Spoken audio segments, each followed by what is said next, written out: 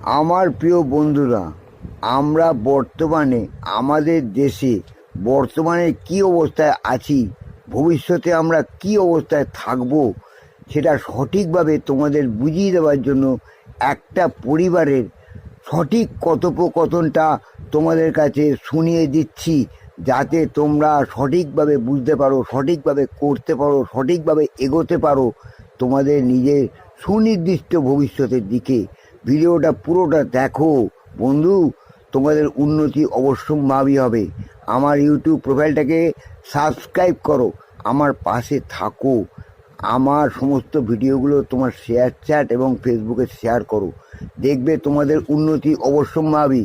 তোমরা প্রত্যেকেই ভালো ইনকাম করতে পারবে বন্ধু। এবার শোনো আসল কথা।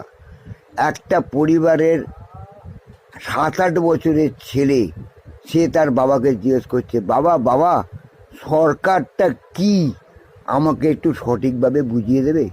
তখন বাবা তাকে সঠিকভাবে বোঝাচ্ছে সরকার কি। বলছে, দেখো বাবা, সরকার হচ্ছি আমি, কারণ এই পরিবারের সমস্ত দায়ভার, খরচাপাতি, আপদ বিপদ, রোগ বিপদ, সমস্ত কিছু আমিই সামলাই। সমস্ত খরচা আমাকেই বহন করতে হয়, সমস্ত দায়ভার আমার ওপরেই। তাই আমি হলাম সরকার, অর্থাৎ সরকারি দল। তোর মা সব সময় আমার পেছনে জ্ঞান জ্ঞান জ্ঞান জ্ঞান করে, এটা আনুনি কেন, ওটা আনুনি কেন, এটা করনি কেন, ওটা করনি করে বলে আমার শাসন করে, সব সময় খালি আমার পেছনে লেগেই থাকে। তাই তোর মা হলো বিরোধী পক্ষ, তোর বোন হলো দেশের ভবিষ্যৎ, আর তোর কাজের মাসি হলো শোষিত শ্রেণী। সারা জীবন ধরে প্রত্যেক মাসে আমাদের কাছ থেকে শোষণ করেই চলেছে। আর তুই নিজে কি হলি জানিস? তুই হলি জনগণ। এবার বোঝ সঠিক সরকার কি এবং দেশে কি কি অবস্থায় কারা কারা কীভাবে আছে। শুনে ছেলে বলল, হ্যাঁ বাবা, আমি সঠিকভাবে বুঝেছি। এই সময় মামা ফোন করেছে। মামা ফোন করতেই ভাগ্নিকে প্রশ্ন করেছে, এই তোরা এখন সবাই কীভাবে আছিস, কেমন আছিস বল।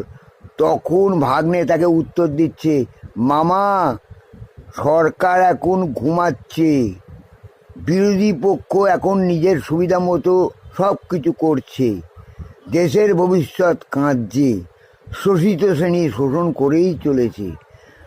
আর আমি জনগণ, আমি আর কি করব বলো? আমি শুধু তাকিয়ে তাকিয়ে দেখছি আর শুনছি, কিছু করার মতো ক্ষমতা আমার নেই।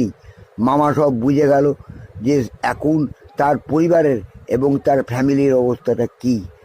এবার তোমরা বুঝেছো তো সঠিকভাবে যে দেশের এবং ভবিষ্যৎ এবং বর্তমান অবস্থা কী।